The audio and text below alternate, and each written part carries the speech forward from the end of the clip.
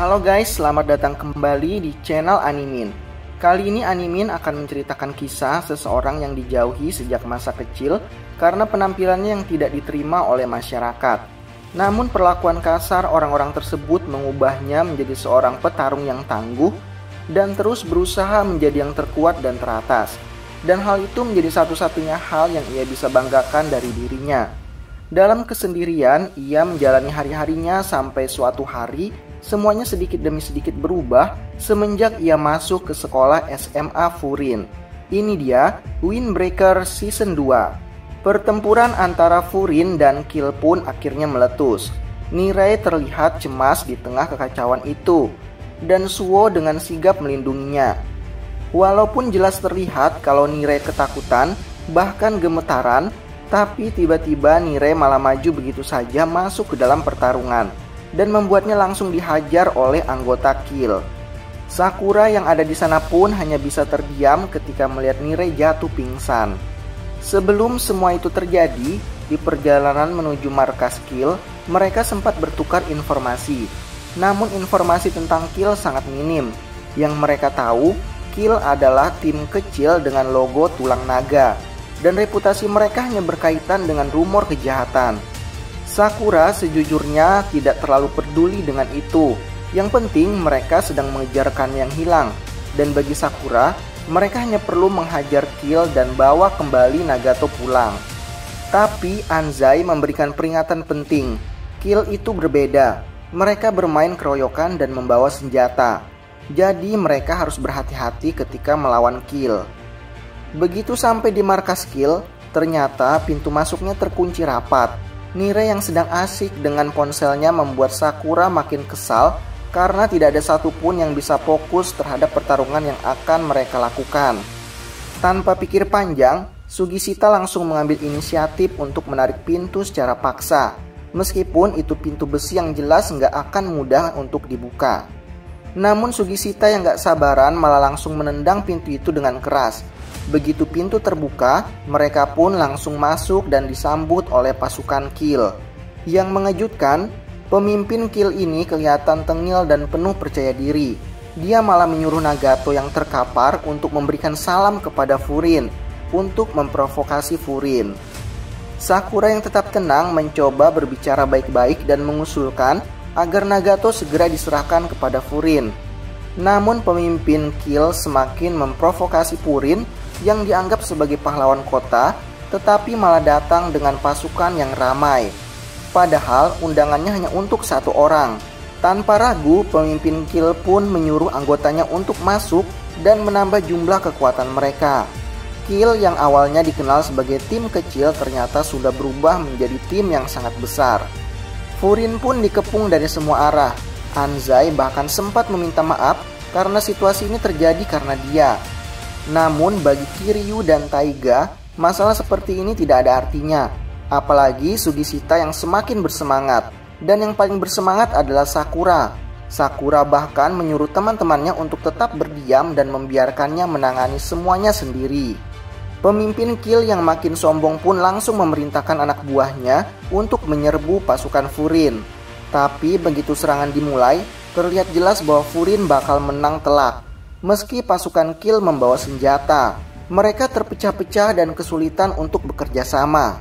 Kehebatan Furin dalam bekerja sama sungguh luar biasa. Bahkan, Suo dengan tenang tetap bisa melindungi Nirei. Sementara itu, Sakura dan Sugishita malah bersaing untuk memperebutkan siapa yang lebih banyak membantai musuh. Pertempuran ini semakin memanas dan sepertinya Furin punya keunggulan yang tak terbantahkan. Dari pertarungan ini, pemimpin Kill langsung menyadari bahwa 5 anggota Furin lah yang paling menonjol. Namun kali ini, Sakura memilih untuk bermain cepat. Dia mengajak Anzai dan teman-teman Furin lainnya untuk langsung menuju ke atas, membuka jalan menuju kemenangan. Tapi di sisi lain, Nagato yang baru saja sadar masih bingung, mencoba mencerna apa yang sedang terjadi. Dia terkejut melihat Anzai datang, seolah-olah ingin menyelamatkannya. Tapi begitu mereka hampir sampai, Anzai malah dihadang. Dan Anzai justru terlempar jatuh, dan lebih parahnya lagi, jatuhnya tepat di kepala Anzai. Seketika dia pun langsung tak sadarkan diri. Sakura yang melihat itu bergegas untuk menolong. Namun tiba-tiba seseorang menghalangi jalannya. Dan ternyata itu adalah salah satu member VIP dari Kill. Dan yang lainnya juga segera menantang 5 orang terkuat dari Furin. Tanpa banyak bicara, Sakura langsung maju.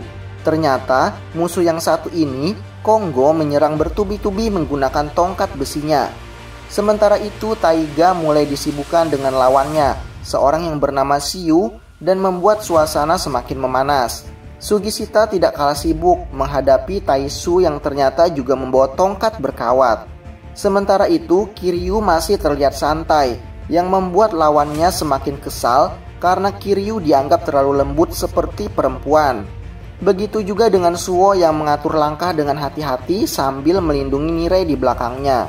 Sakura dengan sikap tenang mengatakan bahwa jika Konggo ingin duel serius, dia siap. Namun tiba-tiba Sakura malah dihantam dari samping serangan yang tidak terduga, di mana anggota Kill lainnya mulai berdatangan untuk mengeroyok Sakura, yang membuat pemimpin Kill semakin senang melihat kondisi ini karena keadaan mulai berpihak pada mereka. Furin sekarang malah terpojok dan sepertinya ini adalah awal dari kekalahan mereka. Padahal jelas terlihat bahwa yang datang hanya anak-anak kelas 1 dari SMA Furin. Tapi mereka masih saja mengandalkan cara curang dengan menggunakan senjata. Di sisi lain, Nire yang masih gemetaran semakin merasa tertekan melihat Furin terpojok.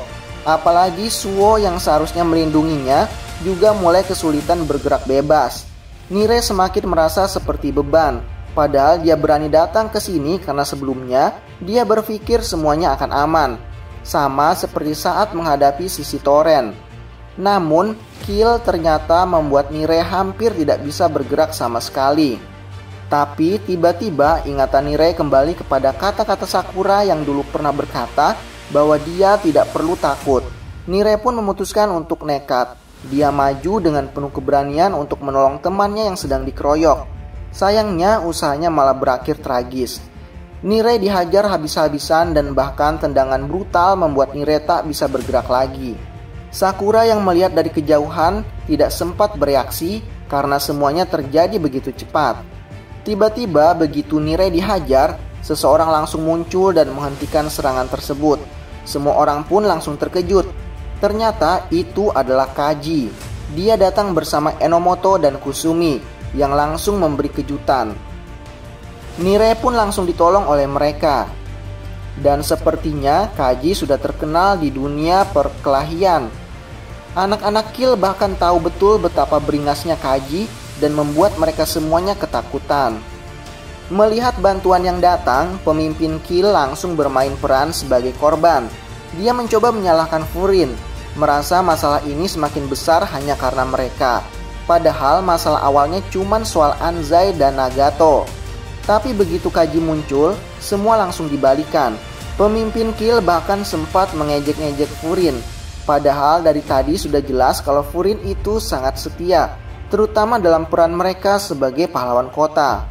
Bahwa Furin itu bukan hanya melindungi kota, tapi juga setiap warganya.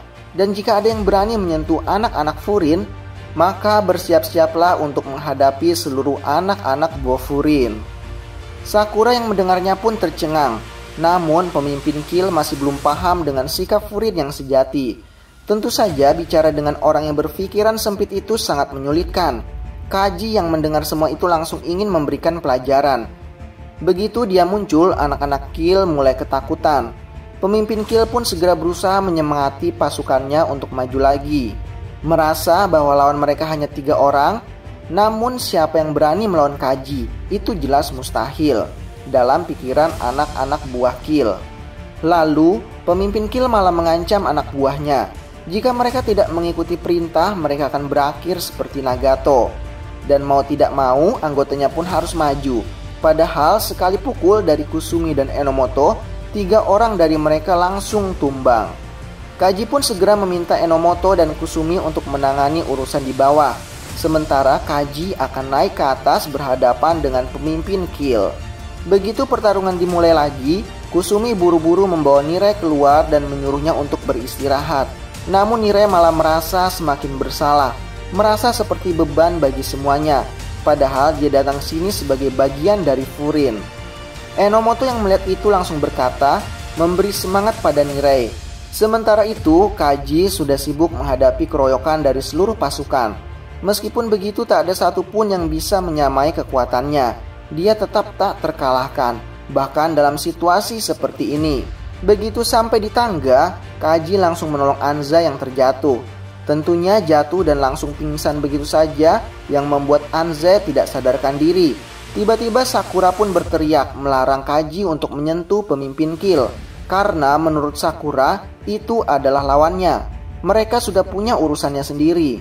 Sakura juga masih ingat dengan kata-kata Kaji yang pernah mengatakan agar mengurus urusannya masing-masing.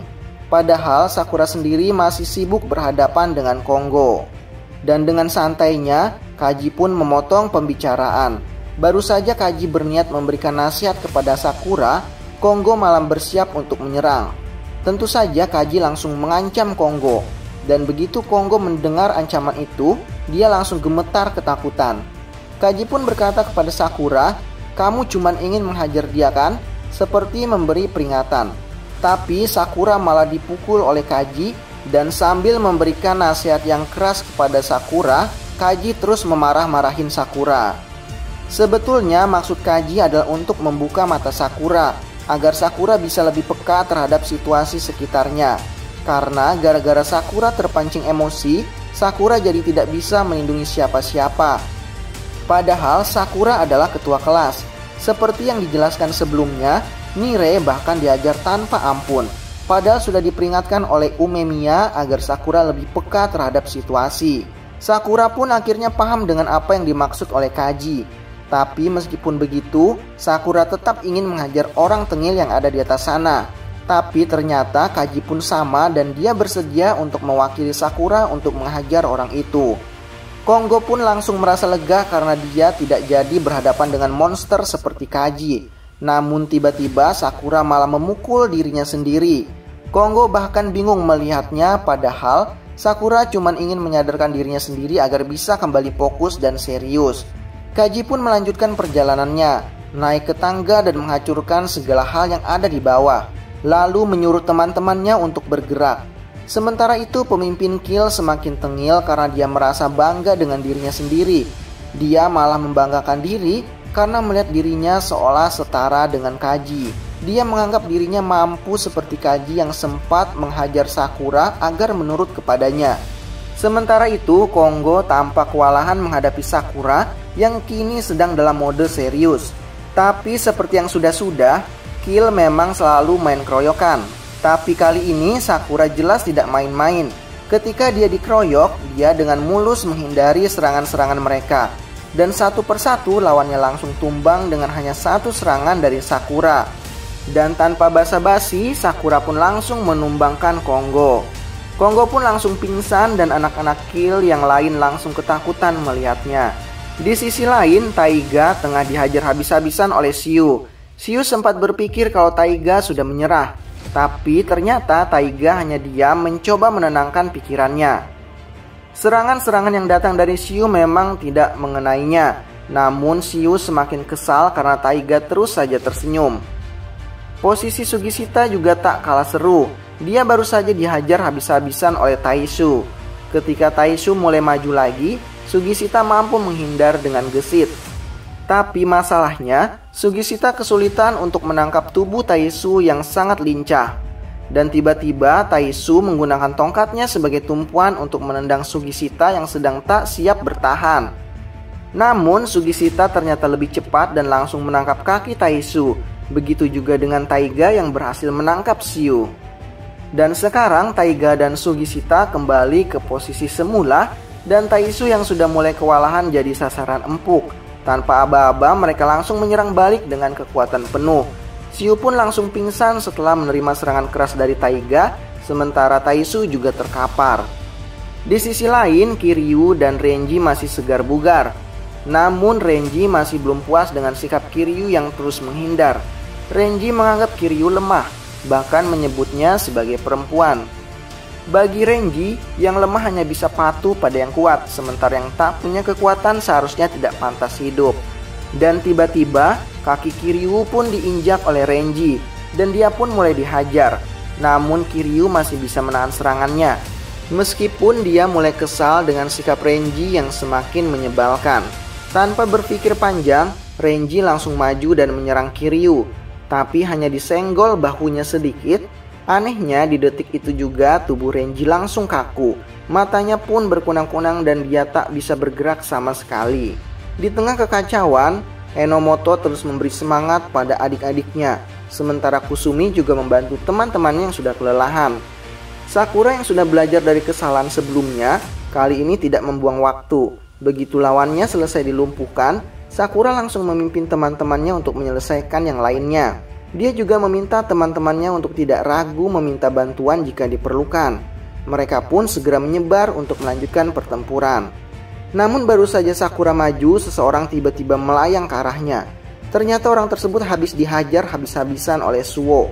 Apalagi tatapan Suo yang seram membuat semua orang merinding. Meskipun Hansuka sudah pingsan, Suo masih belum puas. Beruntung Sakura langsung menahan Suo agar tidak melanjutkan serangannya.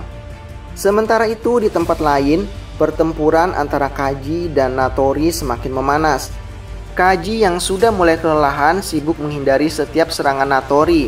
Begitu posisi sudah mentok, Kaji langsung melompat dan menendang kepala Natori dengan keras.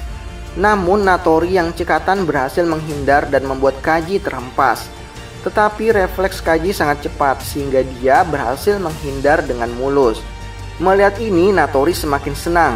Natori memang ingin mengembalikan Kaji ke yang dulu. Kaji yang mudah terprovokasi dan tidak bisa mengendalikan emosinya. Kaji yang dulu di mana satu pukulan langsung emosi sampai semuanya berantakan. Tapi Kaji sekarang sudah berbeda. Dia bisa mengendalikan amarahnya. Kaji jelas tak tertarik dengan tawaran Natori untuk bergabung dengannya. Dia tahu meskipun Natori memujinya, orang seperti dia tidak pantas jadi seorang pemimpin. Saat Natori kembali maju, Kaji langsung bersiap-siap untuk melawan. Setiap serangan Natori berhasil dihindarinya dengan sempurna. Bahkan ketika trailnya hampir terkena, Kaji melompat dan menyerang balik. Namun meskipun kecepatannya luar biasa, serangan Natori sangat cepat dan tepat. Akhirnya Kaji terkena tendangan yang membuatnya terjatuh. Belum sempat bangun, Kaji langsung dihantam dan dipukul menggunakan besi. Namun dengan kekuatan dan kecepatan luar biasa, dia berhasil membalas serangan Natori dengan satu pukulan keras yang mengenai wajahnya. Melihat tatapan Kaji yang semakin brutal, Natori malah semakin semangat. Tapi Kaji yang sudah tak tahan lagi langsung melayangkan serangan tanpa ampun. Pukulan-pukulan keras menghujam wajah Natori. Namun kali ini Kaji benar-benar menunjukkan kemampuannya. Natori pun akhirnya terkapar dan tak berdaya. Walaupun sebenarnya Kaji merasa sedikit kesal karena pukulannya hanya berhasil disarangkan 9 pukulan. Sementara Sakura meminta Kaji untuk memukulnya 10 kali. Enomoto dan Kusumi yang sudah menyelesaikan lawannya memberikan informasi kepada Kaji bahwa semua yang ada di bawah sudah selesai. Sakura pun merasa lega melihat situasi akhirnya terkendali. Anza yang sebelumnya terkapar mulai dibangunkan oleh teman-temannya. Anza yang baru sadar langsung kaget karena situasinya sudah selesai. Dia juga mendapat kejutan dari para kakak kelasnya. Anzai yang merasa canggung akhirnya meminta maaf kepada semua orang. Namun ada satu hal yang perlu diluruskan. Nagato yang merasa bersalah maju untuk berbicara dengan Anzai. Di sini Nagato benar-benar merasa tidak enak terhadap anak-anak Bofurin. Nagato menjelaskan kalau dia merasa sudah melakukan banyak hal buruk. Dan karena itu dia merasa tidak pantas diselamatkan. Nagato merasa dirinya tidak layak untuk diberi kesempatan kedua. Namun kakak-kakak kelas yang ada di sekitar mereka langsung memberi pencerahan. Mereka memberitahu Nagato bahwa perasaan insekuritas tidak perlu ada. Anzai pun juga berusaha untuk memberikan kekuatan kepada Nagato dan berkata kalau ia sangat ingin menolong Nagato dan berharap agar Nagato tidak berpikir bahwa dia tidak pantas untuk ditolong. Mendengar itu Nagato langsung terbuka dan menangis. Dia tak bisa membayangkan bagaimana dia bisa dikelilingi oleh orang-orang yang baik yang kuat seperti anak-anak Bofurin. Dan setelah pertarungan melawan Kill tersebut, mereka semua pun pulang kembali ke sekolah. Namun di pertengahan jalan, Sakura terlihat begitu kesal. Tapi saat ditanya nih Rei mengapa Sakura begitu kesal, Sakura pun berkata bahwa dia kesal terhadap dirinya sendiri yang telah banyak membual bahwa akan mengalahkan kill seorang diri, tapi bukannya berhasil mengalahkan kill seorang diri, ia pun harus dibantu oleh kakak kelasnya untuk menghajar pemimpin geng kill tersebut. Mendengar hal itu, teman-teman sekelas Sakura pun mengatakan bahwa mereka semua pun kesal terhadap diri mereka masing-masing, dan itu membuat mereka ingin bertambah semakin kuat di masa yang mendatang. Dan mereka pun saling memberikan kekuatan dan semangat kepada setiap mereka. Lalu di sore harinya, ketika semua anggota kill telah terkapar di markas mereka, tiba-tiba ada seseorang dari anggota kill yang tiba-tiba bangun dan mulai berjalan keluar dari markas kill tersebut tanpa adanya sedikit pun bekas pukulan. Setelah melihat kekalahan dari geng kill tersebut, dia pun mulai melepas jaketnya dan berjalan keluar markas kill tersebut sambil berkata kalau Furin sekarang sudah semakin melemah.